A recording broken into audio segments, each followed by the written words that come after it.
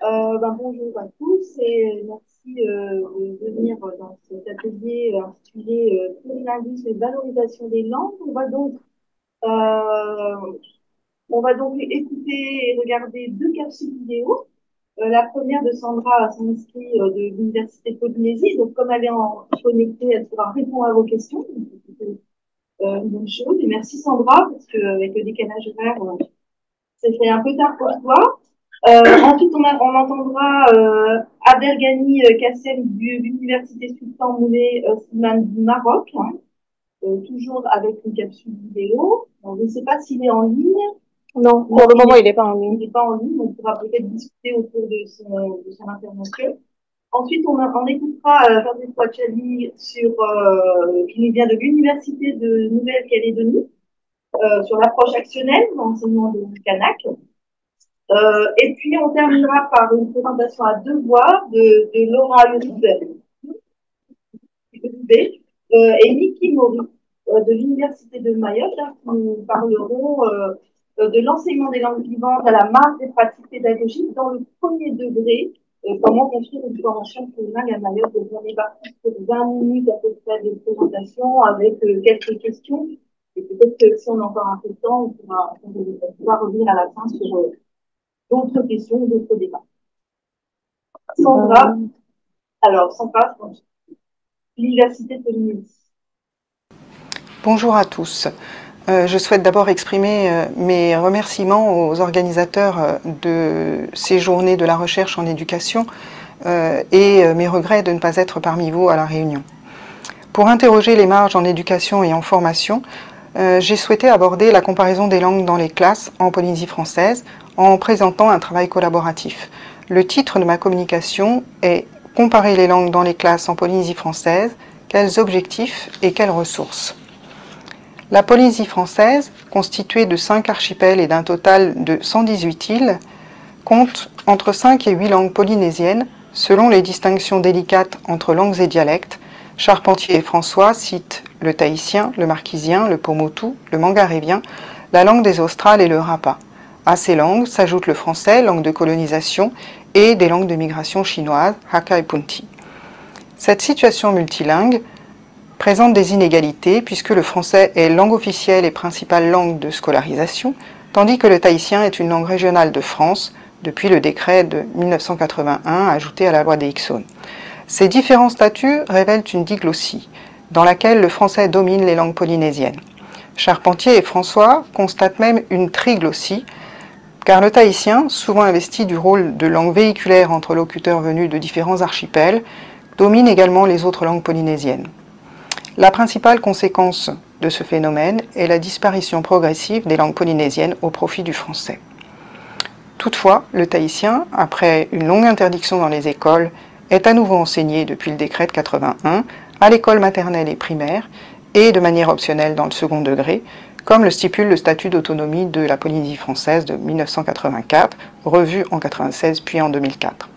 Cette mesure nécessaire reste insuffisante pour endiguer le déclin des langues polynésiennes dans les usages quotidiens, comme l'ont montré les résultats d'enquêtes sociolinguistiques menées auprès des familles, des enfants et des enseignants dans le cadre de 3 expérimentations successives.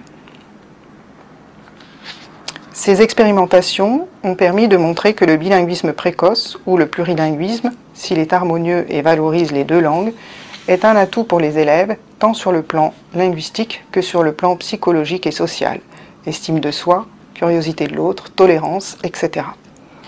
La Charte de l'éducation de la Polynésie française de 2016 l'a intégrée dans ses valeurs et ses objectifs. Je cite « L'école doit tirer profit de la diversité linguistique de la société polynésienne pour favoriser le plurilinguisme tout au long de la scolarité. » Toutefois, les enquêtes sociolinguistiques ont aussi révélé des informations sur l'usage des langues dans les familles. Ainsi, Salin, Paya, Vernaudon constatent que 54% des parents utilisent plus souvent le français avec leurs enfants et 28% un mélange tahitien-français, et que les enfants, plus de 83%, répondent en français. Les langues polynésiennes, de moins en moins employées dans les familles, montrent que certains parents en insécurité linguistique comptent sur l'école pour les transmettre. Le français, et plus encore l'anglais, apparaissent comme des langues utiles dans la société pour communiquer dans le monde entier, alors que les langues polynésiennes semble réservé non seulement à la Polynésie, mais même à l'espace scolaire. Le manque d'utilisation du tahitien n'est pas seulement un problème familial, mais aussi un problème sociétal. Pour autant, la fonction identitaire des langues et cultures polynésiennes est très présente et dynamique, et cela même si le français est également perçu comme leur langue. Il me paraît essentiel de préciser que les élèves polynésiens font le grand écart entre le français appris à l'école, normé, mais dont l'utilisation est marginale hors de l'école, et le français local, variété du français largement utilisé dans les familles, langue maternelle pour un nombre croissant de locuteurs, et dans une grande diversité de situations de communication quotidienne, mais rejetée à l'école. Une étudiante polynésienne me rapportait ces jours-ci la parole d'un élève de 3e. « Madame, je ne comprends pas ton français, c'est trop compliqué. » Dès lors, on peut s'interroger sur les moyens à mettre en œuvre pour réduire les incompréhensions dans une situation multilingue. La connaissance des langues et leur usage adapté à la diversité des situations de communication quotidienne devrait permettre d'atteindre cet objectif. Autrement dit, la comparaison des langues tahitiennes et françaises, incluant le français local, au lieu d'être à la marge des pratiques pédagogiques, ne devrait-elle pas prendre une place centrale pour donner les moyens aux locuteurs de distinguer les langues entre elles, de comprendre leur fonctionnement respectif et de les utiliser à bon escient? Les approches plurielles, dont le principe est d'utiliser plusieurs langues ou variétés de langues dans des activités d'enseignement-apprentissage selon Candelier, montrent qu'elles facilitent la compréhension de leur fonctionnement et l'expression dans chacune d'elles, comme l'a illustré Auger. La comparaison entre les langues en classe est profitable et nécessaire pour l'apprentissage des langues et des cultures et pour la réussite scolaire, ce que stipule la Délégation générale à la langue française et aux langues de France. Nous proposons dans ce cadre-là de présenter un travail collaboratif qui visait les mêmes objectifs adaptés au contexte polynésien. Pour cela, nous rappellerons brièvement ce que sont les approches plurielles et les types d'actions pédagogiques proposées. Puis nous décrirons étape par étape le cadre du travail collaboratif qui a permis la réflexion et l'élaboration des phases préparatoires à la comparaison des langues tahitiennes et françaises en vue de leur utilisation en classe par les enseignants. Nous observerons un exemple de fiche pédagogique sur la formation des mots par composition. Enfin, nous aborderons l'aide apportée aux enseignants avec la conception d'outils, une fiche scientifique pour la préparation de l'activité en classe et une grille d'évaluation du dispositif assortie d'un questionnaire sur les fiches pour recueillir les réactions des élèves et des enseignants lors des premières expérimentations effectuées en classe.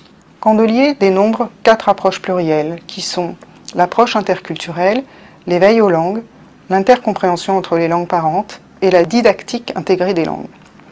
L'enseignement bilingue, qui consiste à enseigner en 2 langues, peut faire partie des approches plurielles si son objectif est d'attirer l'attention des apprenants sur les ressemblances et différences entre les langues dans lesquelles s'effectuent les apprentissages, quelle que soit la matière étudiée, selon De Pietro.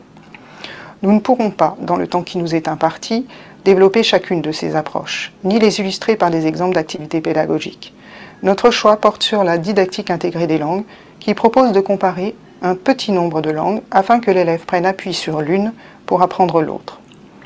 Si les travaux de Roulet en 1980 concernaient la langue maternelle et les langues étrangères, Candelier précise que, je cite, « On la retrouve également dans certaines modalités d'éducation bilingue ou plurilingue qui ont le souci d'optimiser les relations entre les langues utilisées et leur apprentissage pour construire une véritable compétence plurilingue. La valorisation de chacune des langues permet à l'élève de prendre conscience du déjà-là linguistique et de créer des passerelles entre elles, ce qui est au cœur de notre travail collaboratif. Par exemple, il est possible de constater que les langues ont des processus similaires de formation de mots, les emprunts, la dérivation, par préfixation, suffixation ou formation parasynthétique, ou encore la composition. Mais avant d'aller plus loin, il faut que j'expose le cadre dans lequel nous avons participé à ce travail collaboratif. Les expérimentations et les enquêtes citées précédemment ont donné naissance à une collaboration plus étroite entre le vice-rectorat autour de Gaëtan Lelu, IAIPR de lettres, et l'Université de la Polynésie française autour de Jacques Bernaudon, maître de conférences en linguistique océanienne, de novembre 2017 à décembre 2018. Ils ont constitué une équipe avec des enseignants-chercheurs et des enseignants de lettres et de tahitien du second degré, réunis pour un objectif: tisser des liens plus étroits entre les langues, cultures et littératures polynésiennes et françaises. le développement d'une coopération entre les enseignants de disciplines différentes au sein des établissements scolaires était donc un des enjeux poursuivis par notre équipe. Cet objectif s'est décliné en 2 axes. Le premier, l'élaboration des programmes éducatifs des cycles 3 et 4, du CM1 à la 6e et de la 5e à la 3e, dans la continuité des programmes de l'école primaire. Le deuxième, la création de supports et activités pédagogiques, à la fois en littérature et en langue. La découverte ou redécouverte et la valorisation des auteurs polynésiens devaient permettre aux enseignants de tahitien comme de lettres de mettre en évidence avec les élèves les points communs et les spécificités de chaque culture à travers les thématiques et les moyens d'expression utilisés. Quant à la valorisation ou revalorisation des langues, l'approche comparative semblait tout indiquer et étayée par les programmes éducatifs. Je cite: « L'apprentissage d'une langue vivante, étrangère ou régionale est l'occasion de procéder à des comparaisons du fonctionnement de cette langue avec le français, mais aussi d'expliciter des savoir-faire également utiles en français, écouter pour comprendre, comparer des mots pour inférer le sens, etc. De manière générale, les autres langues pratiquées par les élèves sont régulièrement sollicitées pour des observations et des comparaisons avec le français. » À partir du programme éducatif, l'équipe s'est réparti les différentes tâches en constituant des sous-groupes. Ce que je vais exposer ici ne concerne qu'une partie du deuxième axe, la création de ressources linguistiques en français et en tahitien dans une démarche comparative. Nous avons relevé des points de comparaison entre les langues d'après les compétences linguistiques répertoriées dans les programmes du cycle 4, puis chaque binôme a choisi un fait linguistique. Par exemple, Jacques Bernaudon et moi-même avons choisi la formation des mots par composition et par dérivation. Notre travail a consisté à proposer des activités pédagogiques pour les élèves d'une part, et d'autre part à aider les enseignants, qui ne sont pas tous bilingues tahitien-français, pour préparer et mettre en place ces activités en classe. La première phase a consisté à décrire le phénomène linguistique en français et en tahitien, afin de prévoir quel contenu enseigner et sous quelle forme, en respectant l'approche comparative.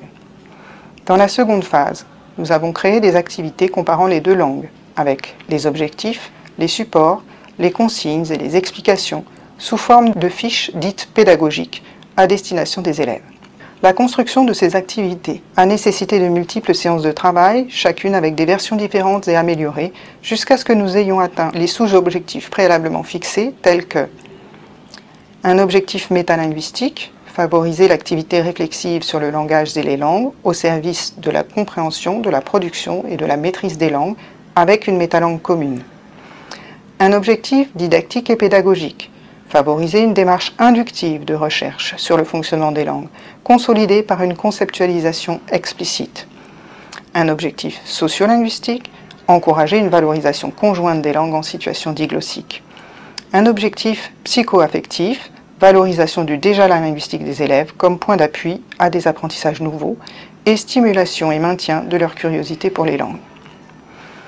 La troisième phase s'est focalisée sur le lien entre langue et littérature, et nous avons intégré dans certaines activités linguistiques des textes littéraires ou des extraits, de manière à rendre la démarche plus diversifiée, plus attrayante, et à inciter le jeune lecteur à exploiter ses connaissances de la ou des langues pour la construction du sens des textes littéraires, compréhension, interprétation, traduction.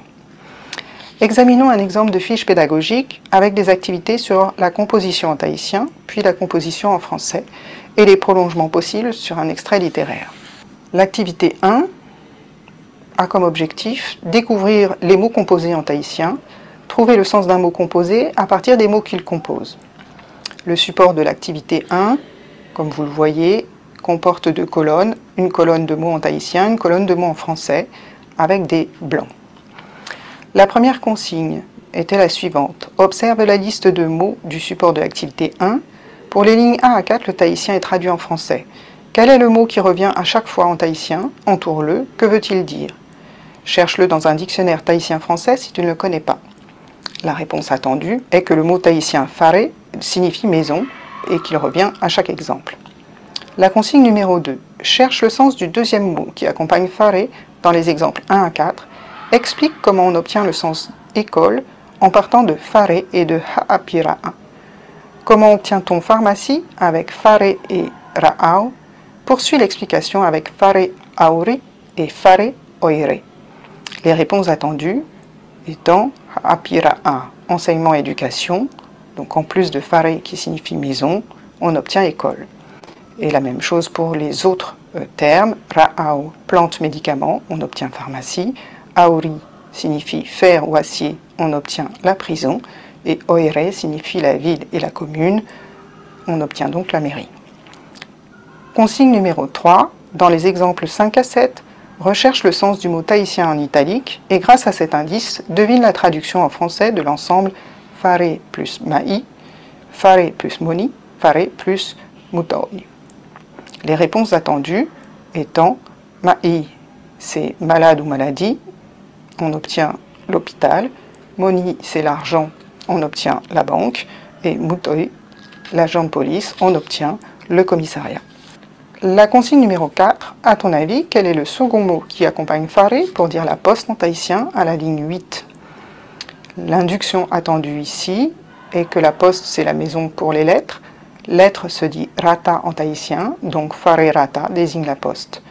Peu importe si les propositions des élèves ne débouchent pas sur cette forme. L'important est qu'ils aient l'intuition du procédé de composition qui utilise un nom pour en modifier un autre ici. Consigne numéro 5, dans l'ensemble du tableau, que remarques-tu en comparant la forme des mots en français et la forme de leur traduction en tahitien? La réponse attendue est qu'en tahitien on trouve 2 mots pour un seul en français.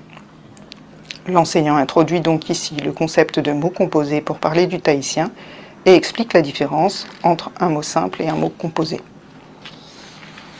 Activité 2, les objectifs sont de découvrir les mots composés en français cette fois. Trouver le sens d'un mot composé à partir des mots qui le composent, nommer le procédé, composition, mots simples et mots composés.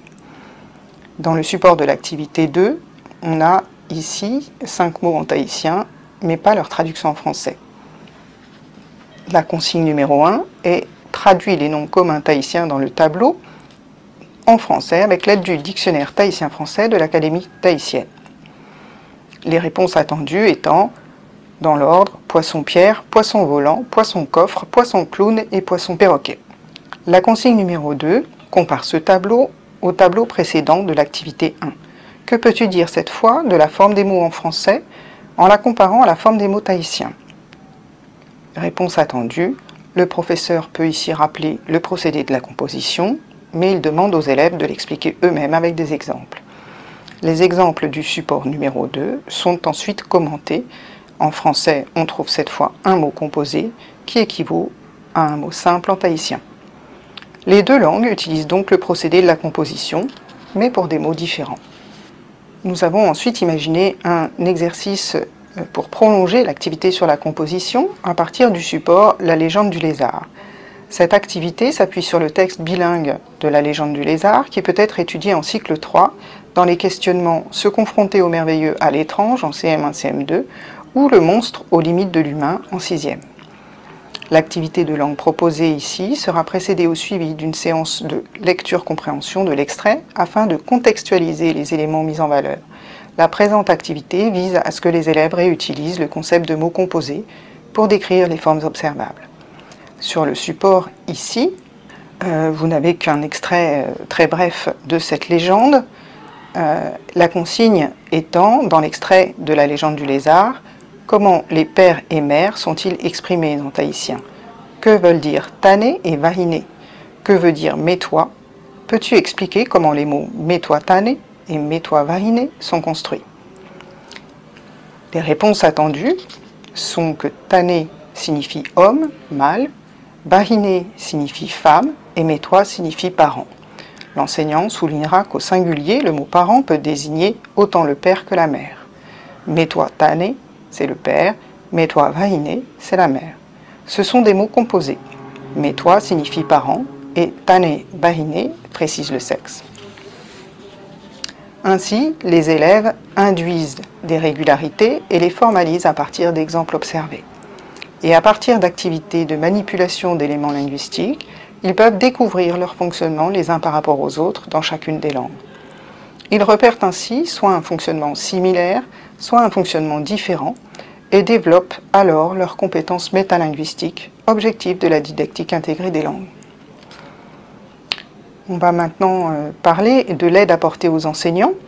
Les nombreux échanges au sein de l'équipe ont permis de mettre en évidence la nécessité de construire en parallèle des activités pédagogiques pour les élèves, des ressources pour les enseignants, qui, rappelons-le, ne sont généralement pas bilingues tahitien-français d'une part, et d'autre part, sont parfois en insécurité linguistique dans l'une ou l'autre langue ou les deux. On l'a vu dans les enquêtes citées plus haut. Sans cette aide technique, les enseignants ont fait part de leurs difficultés à mettre en place les activités comparatives avec leurs élèves.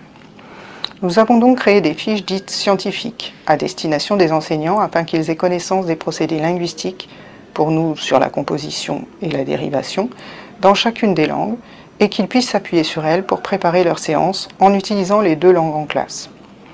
Nous avons également prévu une évaluation du dispositif par les enseignants volontaires pour tester les activités dans leur classe.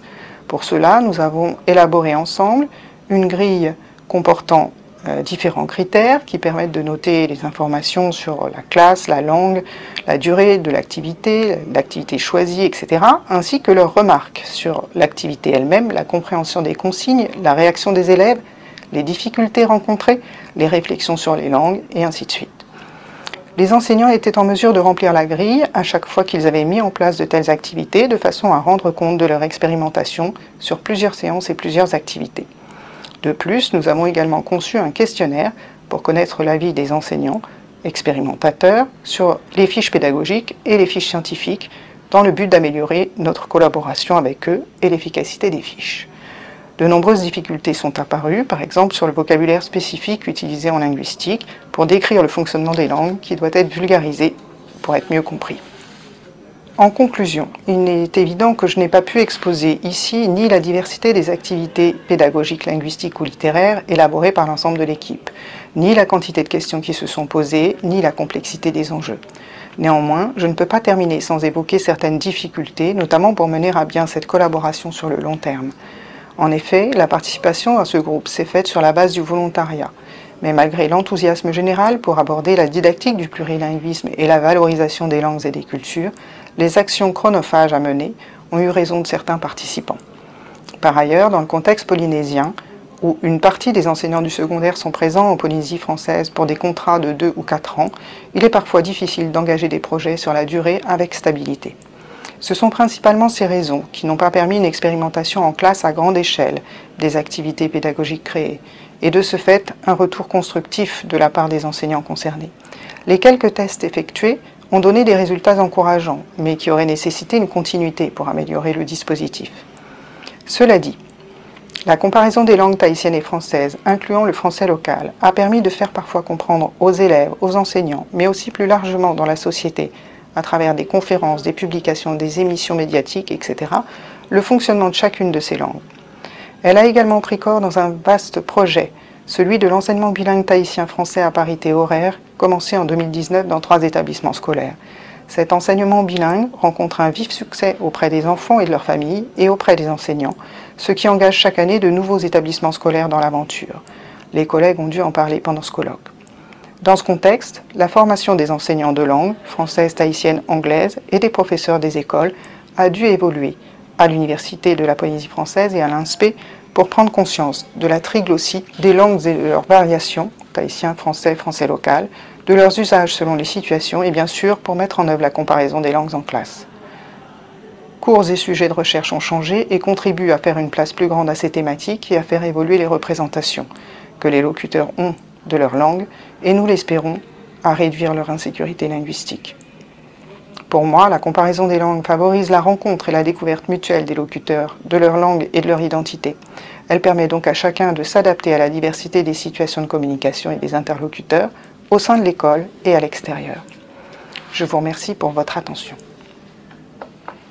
Sandra, donc on va prendre quelques questions. Il y a 10 minutes de questions si on le souhaite.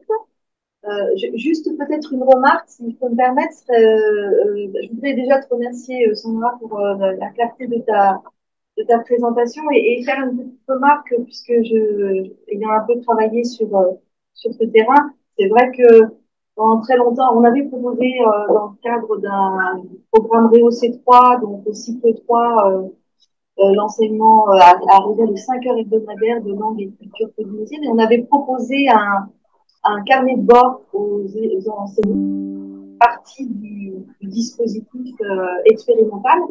Et Et on s'était aperçu que les enseignants hyper cloisonnaient leur enseignement et ne se donnaient pas l'opportunité ou se refusaient en fait de faire des mélanges de langues, comme on disait, ou de passer d'une langue à l'autre.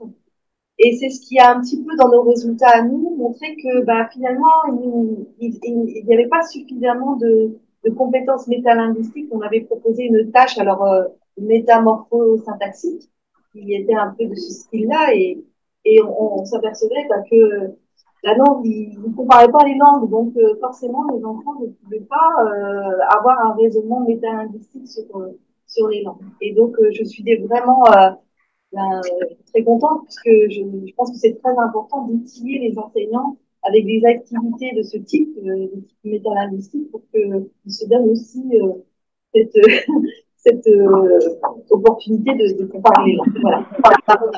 Des remarques, des questions Sandra, veux-tu rajouter quelque chose? Alors d'abord, je voudrais vous remercier d'avoir écouté ma présentation. Je sais que la capsule vidéo n'est pas le format le plus agréable. J'aurais préféré être évidemment parmi vous. Euh, je veux bien prendre la parole pour peut-être terminer sur quelque chose, un regard peut-être un peu plus positif que ma conclusion initiale. Je ne sais pas, vous m'entendez bien? Très bien, très très bien. D'accord.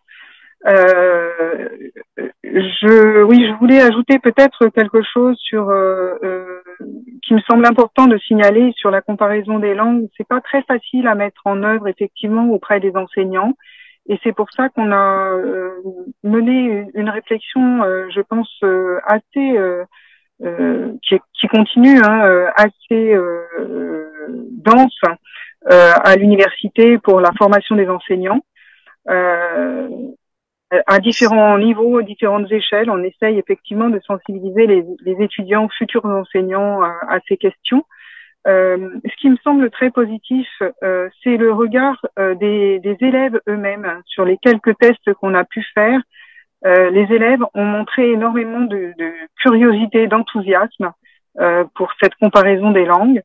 Euh, donc évidemment, ça fait toujours plaisir et c'est toujours très agréable de voir le pétillement dans le regard des élèves quand on montre des choses qu'ils peuvent observer et comparer euh, du fait de la comparaison des langues elles-mêmes, mais aussi du fait de la méthode, la façon de faire, le fait de pouvoir observer des exemples et induire soi-même des choses en regardant ce qui se passe dans une langue puis dans l'autre.